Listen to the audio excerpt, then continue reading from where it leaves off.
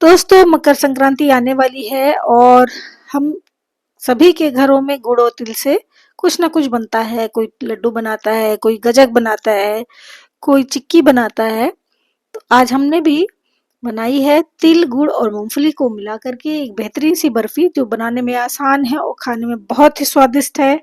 आप चाहें तो इसको एक साथ ढेर सारा बना करके महीनों तक खा सकते हैं। इसकी शेल्फ लाइफ भी ज़्यादा है।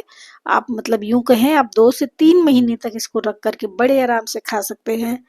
तो इससे पहले वीडियो शुरू करें, आपसे रिक्वेस्ट है कि वीडियो थोड़ा लंबा है, अंत तक जरूर देखिए। तो चलिए शुरू करते हैं। इसके लिए हमने लिया है सफ़ेद तिल 1 कटोरी, 1 कटोरी ही हमने मूंगफली ली है जो कि कच्ची है, आप भुनी वाली भी ले सकते हैं। और ये है 1 कटोरी नारियल का पाउडर यानी कि नारियल का बुरादा, जिसे मैंने घर में ही बना लिया है। तो इन तीनों की मात्रा समान रखी है। और यहाँ पे हमने लिया इसका जस्ट डबल गुड़। अब देखिए थोड़े से पिस्ते हैं जो मैं गार्निश के लिए यूज करूंगी, आप चाहे तो बादाम का इस्तेमाल भी कर सकते हैं। आधा कटोरी से ज्यादा ये मैंने लिया है मिल्क पाउडर। तो चलिए इन सबसे मिला के बनाते हैं बहुत सी बेहतरीन सी बर्फी। सबसे पहले हम मूंगफली को भून लेंगे। अगर आप रोस्टेड मूंगफली लेते हैं तो कोई बात नहीं, उसको भूनने की जरूरत नहीं है। तो हमने यहाँ पे कच्ची मूंगफलियों का इस्तेमाल किया है, तो मूंगफली हम भून लेंगे और हल्की फ्लेम पर हम इसको भूनेंगे जब तक कि इसका छिलका उतर जाता है। ये थोड़ी सी मतलब अच्छे से खस्ता हो जाती है। आप ऐसे हाथ से रगड़ेंगे ना तो इसका सारा छिलका अलग होने लगेगा। तो इसको बहुत ज़्यादा डार्क नहीं करना है। अब इसको हम निकाल लेते हैं। तो दोस्तों देखिए, बातों बातों में मेरी मूंगफली थोड़ी ज़्यादा ही डार्क हो गई, लेकिन आप इसको बहुत कम समय के लिए रखिए और जल्दी से निकाल लीजिए। अब इसी कढ़ाई में हम रोस्ट करेंगे हमारे तिल। तो दोस्तों यहाँ पे कोई भी घी तेल किसी का इस्तेमाल नहीं किया है, 0 ऑयल है ये। समझिए हमने 1 चम्मच घी का भी इस्तेमाल इसमें नहीं किया है। और ये बहुत ही अच्छी सी स्वादिष्ट बर्फी बनती है। जबकि बर्फी में बिना खोए, बिना मावे, बिना तेल, बिना घी के अच्छा स्वाद नहीं आता। लेकिन एक बार आप अगर इसको बनाएंगे ना तो आप वाकई खा के कहेंगे कि बहुत ही स्वादिष्ट बर्फी बनी है। अब मूंगफली ठंडी हो गई है, इसको रगड़ के इसके सारे हम छिलकों को अलग कर देंगे। थोड़े बहुत रह जाते हैं तो कोई बात नहीं, लेकिन जहाँ तक कोशिश करें कि सारे छिलके निकाल लें। तिल को स्लो फ्लेम पे हमने रोस्ट किया है जब तक ये चट चट की आवाज़ आने लगेगी इसमें। तो ये अच्छे से भुन गया। इसी में हमने वापस से मिला दी है मूंगफली, थोड़ी जितनी हमने भुनी थी सब मिला दी है। और अब गैस को कर देंगे ऑफ और 2 मिनट तक ऐसे ही और सेक करके इसको हम उतार लेंगे। तिल को भी बहुत डार्क हमको नहीं करना है। दोस्तों जब हम तिल लड्डू के अलावा कुछ अलग चीज़ बनाते हैं ना तो बहुत ही अच्छा लगता है, लोगों को पसंद भी आता है। हर साल बार बार वही एक ही चीज़ बनाने से थोड़ा सा मन अजीब हो जाता है, मतलब थोड़ा अच्छा नहीं लगता है। तो हम कुछ अलग ही ट्राई करते हैं।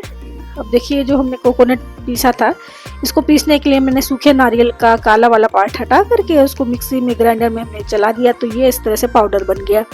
इसको भी हल्का सा भून लिया है। अब इसी पैन में डालेंगे वापस से हम गुड़। गुड़ में थोड़ा सा पानी डाल देंगे, लगभग 1 कप पानी डाला है। पानी हमको इतना ही लेना है जितने में हमारे सारे जो हमने जितने सामान लिया है सब अच्छे से डूब जाए, मतलब मिक्स हो जाए। और आपको जितना मीठा खाना है उसके हिसाब से आप गुड़ की मात्रा बढ़ा सकते हैं, लेकिन ये थोड़ा कम मीठा होता है तभी अच्छा लगता है। इतना गुड़ सफिशिएंट है। मैंने कटोरियों से आपको माप के बताया है, तो जितना सामान मैंने 1-1 कटोरी लिया था तो जस्ट डबल मैंने उसका गुड़ लिया था। अब मूँगफली और तिल हमारी ठंडी हो चुकी है, तो इसको ग्राइंडर में डाल के हमको जो है इसका दरदरा सा पेस्ट बनाना है। बहुत बारीक पाउडर नहीं करेंगे जैसे गजक में होती है, तिल के 2 टुकड़े होते हैं, बस ऐसे ही हमको इसको क्रश करना है। आप चाहें तो किसी और बर्तन में भी इसको क्रश कर सकते हैं। पल्स मोड पे चलाते हुए हम इसको क्रश करेंगे। अब देखिए गुड़ ऐसा हमारा हो गया, इसमें बुलबुले से आने लग गए। हमको कोई 1 तार 2 तार ऐसे कोई चाशनी नहीं बनानी है, बस गुड़ अच्छे से मेल्ट होना चाहिए, थोड़ा सा चिपचिप होना चाहिए बस। अब डाल देंगे हम तिल और मूंगफली का इसमें पाउडर जो हमने पीस के रखा है।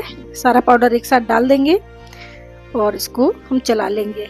फिर इसमें हम डाल लेंगे मिल्क पाउडर और जो हमने नारियल भून के रखा है। दोस्तों यहाँ आप चाहें तो बादाम भी पीस के डाल सकते हैं, अखरोट डाल सकते हैं, तो ड्राई फ्रूट आप अपने हिसाब से डाल सकते हैं। लेकिन ये एज सिंपल एज रहेगी तो भी बहुत अच्छी लगेगी।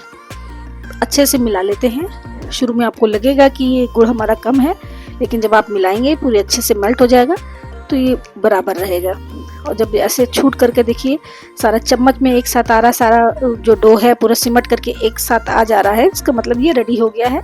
गैस को कर देते हैं ऑफ और फटाफट से इसको हम किसी जगह पर निकाल लेते हैं, चाहे ग्रीस की हुई थाली या आप इस तरह से बटर पेपर ले सकते हैं।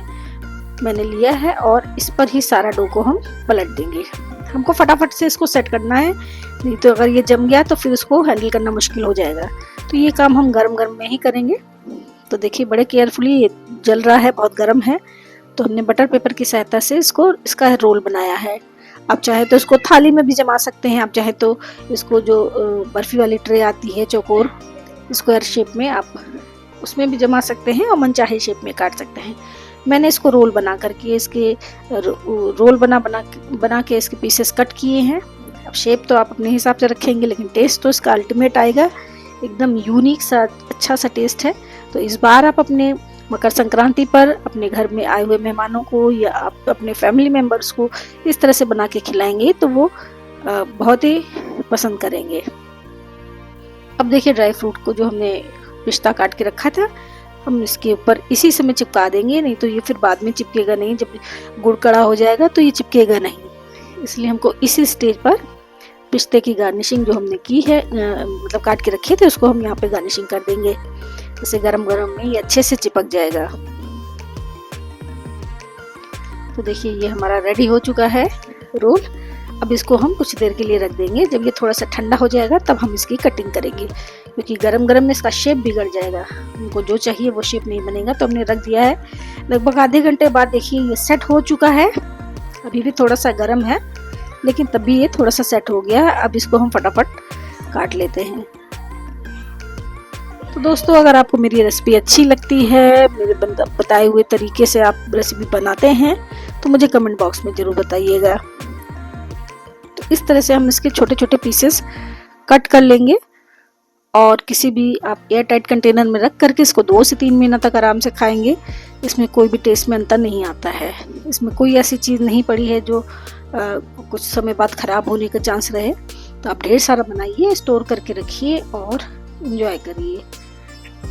सर्दियों में हमको वैसे भी तिल का उपयोग किसी न किसी रूप में जरूर करना चाहिए।